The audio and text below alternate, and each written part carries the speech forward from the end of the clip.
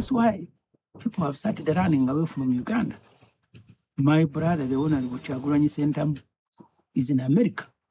He left his house in Uganda. There are those who have been calling me that Semujju, social media is saying you are selling your house. These houses are now meaningless to us. Yeah. Worldly possessions are actually even meaningless, even when you're in Uganda. I don't care.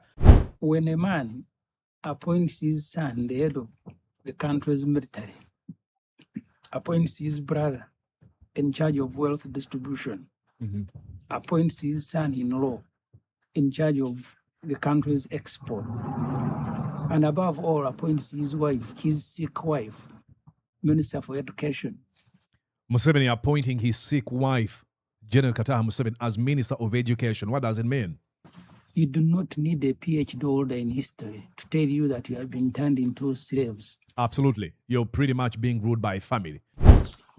On the entertainment menu of our masters, there are images of Sam Mugumya, who at one time was an aide Dr. Kizabesich. I have watched Sam Mugumya in pain. Look at Sam Mugumya. Emaciated. He's not able to walk. He's trying to stretch his legs. Oh my God. Look at Sam Mugumya. Look at his face. This man who did not commit any crime. A few days ago, or weeks or so, there's been rumors spreading really fast. But Ibrahim Semujju Nganda's response may have said even more than rumors themselves. And what am I talking about? Let me go on and show you here. Semujju Nganda reportedly puts multi-billion properties up for sale after leaving Uganda. That was, there were the rumors that were spreading. You know, after these reports kept on spreading all over social media that former Kira Municipality Member of Parliament had put his house up for sale after leaving Uganda over fears for his safety. Now, Ibrahim Semujju Nganda has responded by saying that at a time when activists and Museveni and Muhoozi political opponents and critics are being abducted, tortured, killed, and many others forced into exile, houses and material possessions mean very little. 100% I agree. And those remarks should actually tell you what it means to oppose the Museveni criminal regime. What are you going to be facing? Prison. You're going to be facing exile, abduction. You're going to be killed in one or another. So let's go on and listen to what Ibrahim Semujju Nganda had to say. Welcome to Mordecai Murisa Live. You're watching Mordecai Murisa Live political commentary. Please consider subscribing to help grow Uganda's Voices of Struggle ecosystem. Thank you. I cannot appreciate you enough for using your valuable time to always go on social media, break down things for people.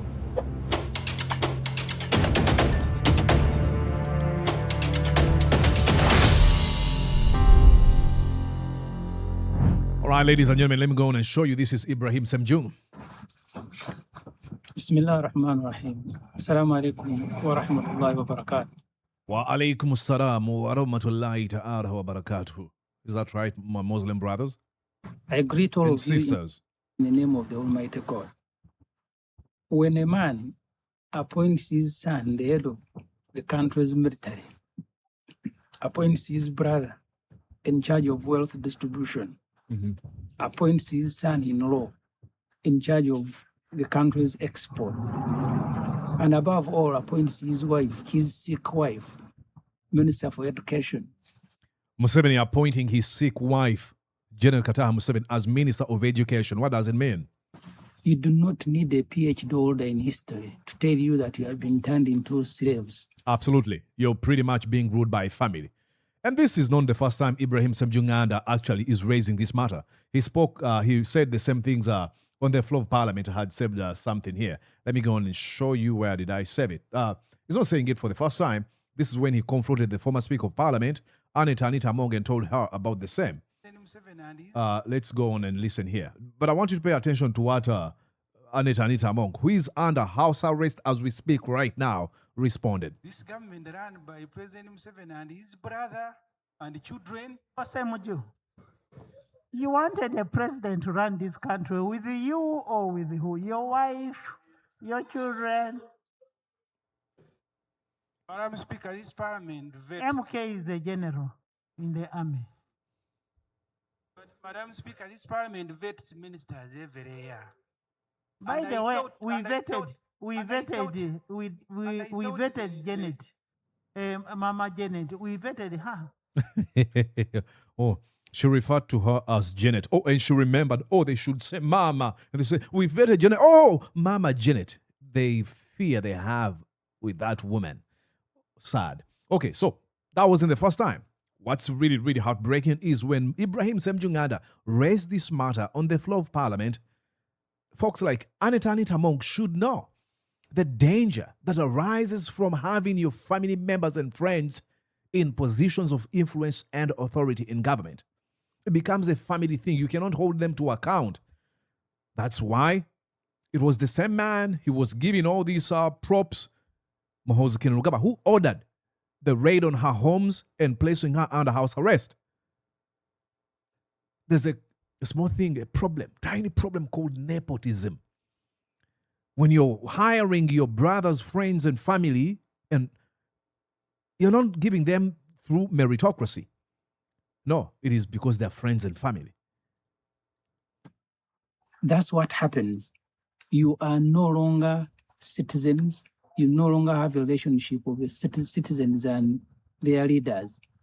You are slaves. That's how his family looks at all of us. Yep.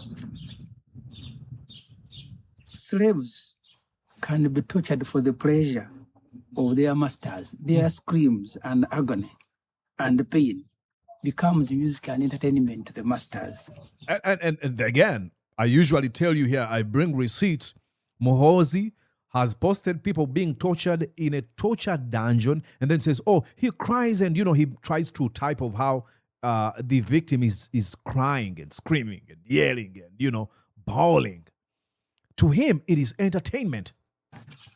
That's what videos and images of Dr. Kizza Besigye collapsing in the courts of law, fighting for his legal right constitution for representation means to me. This Besigye provided medical care to Mr. Museveni when he was executing a liberation war in the rural jungles 1981-1986. And he continued providing that care even when they took power. Besigye's immediate human need when he collapsed was medical response, and there were people in that court providing. My party, the People's Front for Freedom, is blessed to have two of its deputy presidents as medical doctors, Dr. Nicholas Kamara, Dr. Lume Baiga.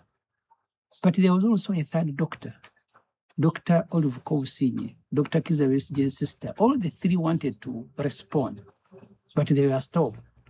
And Dr. Besigye was left in the hands of medical warders, left in the hands of prison warders, whose skills is in carrying and shooting guns. And I watched in disbelief as they ordered a ramshackled ambulance to come and take him initially to Luzira and finally to Mulago. I mean, everything screams of a failed state. First of all, Dr. Besigye has been denied access to his medical doctors. But even before we get to that, all events leading up to Besigye being in prison are screaming lawlessness, impunity, are screaming erosion of democratic values, if there was any in the first place, because these thugs came in power through killing people. But he was abducted from Kenya. He's been denied access to his medical doctors. He's been denied, his lawyers have been abducted, others are exiled, sent back to their countries. I'm referring to Martha Karua, who was deported back to Kenya. He doesn't have lawyers. Then he's brought in court. He says, hey, I need my medical attention, my medical doctors, to attend to me. They don't. Then even when he collapses, he's handed over to people who do not have any idea, any skill in that profession. And then they even bring an ambulance. An ambulance is broken, ramshackled, like he said. Judge Baguma, in whose hands Dr. Besigye was dying and continues to die, retweeted to his office and I think called his masters to break the good news. And what was that good news? Is that the man that you don't like has collapsed. they must have, the masters of Waguma must have promised him a further reward for continuing to inflict judicial terror on Dr. Kizza Besigye. On the entertainment menu of our masters, there are images of Sam Mugumya, who at one time was an aide Dr. Kizza Besigye.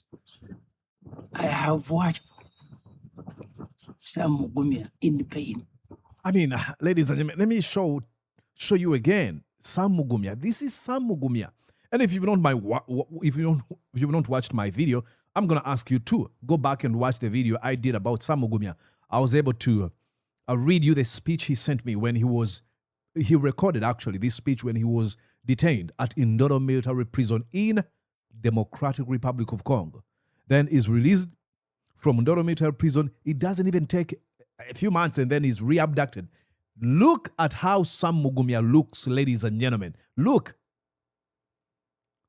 at Sam Mugumya. Emaciated. He's not able to walk. He's trying to stretch his legs.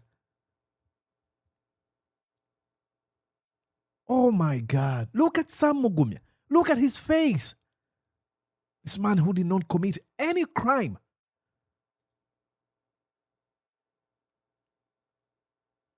That is Sam Mugumya for you, ladies and gentlemen. Let's go back to Ibrahim Semujju Nganda here. What remains in his body as he holds on to crutches, what remains in his emaciated body is just the soul, the energy long gone. And you can see the pain as he moves it around, the struggle. And for the last 1 year since he was abducted in Mbarara, I think Sam Mugumya's pain has been entertainment and music to Genomo's Kainerugaba. My brother, the Honorable Elias Mukwa, has been literally crying to these videos. Please, at least afford me the opportunity to go and seek medical care. And what Judge Matov did was to say, no. I need a certificate from Murago to show that Lukwago is very sick. Someone who has been in Murago might have wanted a certificate from Luzira, as if Luzira prison is a medical facility. That's how far we have sunk as a country. Yep. That Lukwago, for the last 45 days, he cannot be afforded an opportunity. I think they want him also to slowly die, because that's what Muhoozi Kainerugaba said, that he will execute Besigye and Lukwago. What about Mwanga Chivumbi? I met Mwanga Chivumbi, 1995, both of us students in Mitchell Hall at Makerere, seeking knowledge to better our lives and the lives of people in our country. He has been messed up, abducted. For 19 days, nobody knows where he is. And they later abandoned him at a police facility. Those who had been claiming they don't know where he is. He has a sad story to tell. That's why people have started running away from Uganda. My brother, the Honorable Kyagulanyi Ssentamu, is in America. He left his house in Uganda. There are those who have been calling me that Semujju, social media is saying you are selling your house. These houses are now meaningless to us. Yeah. Worldly possessions are actually even meaningless. Even when you're in Uganda, I don't care about money. I don't care about cars. I don't care about all those or big houses. They're meaningless. Of what gain is it to, how does it go? To win the soul and to gain the world and lose your soul. They mean nothing. If you read down, you try to go down in history and try to read about great men we always draw inspirations from. They never tell you about their houses and their cars, like the likes of Jesus Christ, him. I don't know any person who talks about the kind of house he had. Or if you praise Muhammad or peace be upon him or Buddha, they don't talk about houses. They mean nothing. We are fighting for our lives and lives of our comrades who are in prison. Hundreds are in Luzira, in Chitalia. These souls have committed no crime, but the masters extract pain because that's what gives them entertainment. Collectively, I want to urge all of you Ugandans, we need to fight back and reclaim our country. And I want to promise you, I will use all the energy in my body to continue fighting in my smaller way. Thank you very much for listening. Incredible. Thank you so much, Ibrahim Semujju Nganda. I have so much respect for people who continue using their platforms in one way or another to keep fighting. use whatever weapon you have. It might be your voice. It might be your abilities to mobilize people. It might be your abilities to fundraise for any cause in Uganda. And actually, this is when I want to talk to people. I started a fundraiser for our brothers, 9 of them who are released from prison. If you really want to be part of this fundraiser, we're trying to fundraise money for them. We shall hand it over to them at the headquarters of the National Unity Platform when we hit our target. Just send me a message on that phone number below. That's a WhatsApp number. Just send me a message. Be like, hey, Mordecai Murisa, I would like to be part of the fundraising team, and I'll be happy to gladly add you into the WhatsApp group or to the WhatsApp group. So he says it means nothing. And what is he referring to? This is the house of Ibrahim Semujju Nganda that's been in the news. Oh, he's selling this house. It means nothing if you don't have freedom. That's the house of Ibrahim Semujju Nganda. These are kind of wealth and worldly possessions people are leaving behind to save their lives. That's the house of Ibrahim Semujju Nganda, former member of parliament for Kira Municipality. Now, before I let you go, I want to read you these words again to remind you what Ibrahim Semujju Nganda is actually saying. These words are coming in from Benjamin Franklin. And what did he say? You're going to read with me here. Those who would give up essential liberty to purchase little temporary safety deserve neither liberty nor safety. Those who give up essential liberty, like the freedom of speech, freedom of association, who give up all that just to purchase little and temporary safety of, oh, I have a house, I have a car, oh, I have a job, deserve neither liberty nor safety. Now, Benjamin Franklin is not trying to say, hey, let's take away your liberty or freedom. No. What he's trying to say, or your liberty and safety, what he's trying to say here is the moment you give up essential liberty, you have completely given up on that really, really meaningful liberty and safety. In the end, you're not going to have any of them unless you decide to be like, I'll never say a thing at all. And what importance is your life? If they're going to kill your child and you cannot raise your voice, your partner, your spouse, your friend, because, oh, I have a car and I have a house and I have a piece of land, I won't say a thing. You're going to end up not deserving liberty or safety, because what is safety and liberty if you cannot defend yourself or even your friends and family?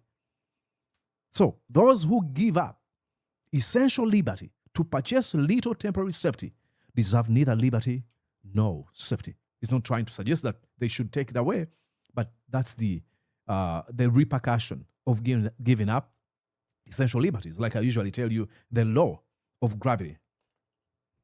Those who violate the law of gravity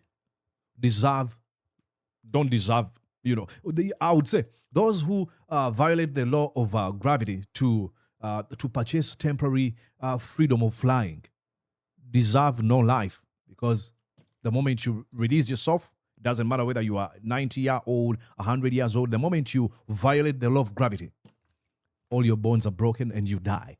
It is not the law of gravity killing you, it is you violating the law of gravity. Are we clear? Are we together? Mwari Mordecai. Ladies and gentlemen, let me know what you're thinking down in the comment section. I immensely appreciate. I'll be back here soon. Stick around. But like I said, please make sure that you are part of the Mordecai Murisa Live family that is fundraising to give a gift to our brothers that were released from prison just a few days ago, actually yesterday. So I would appreciate if you send me a message on that WhatsApp.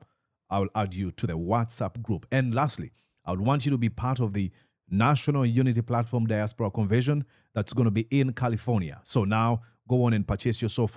It's a matter of typing in your phone, in your browser, National Unity Platform Convention. It's going to be in California on August 13th to 17th of next month. And purchase yourself a ticket at $300. I want to tell you that Bobby Wine, the president of the NUP, is going to be there alongside his wife and a few leaders from Kampala. You want to be part of this experience. See you there. Did you enjoy what you just watched? I'm sure they did. I'm going to guess that you did. How about you consider subscribing to Mordecai Murisa Live YouTube channel? Thank you.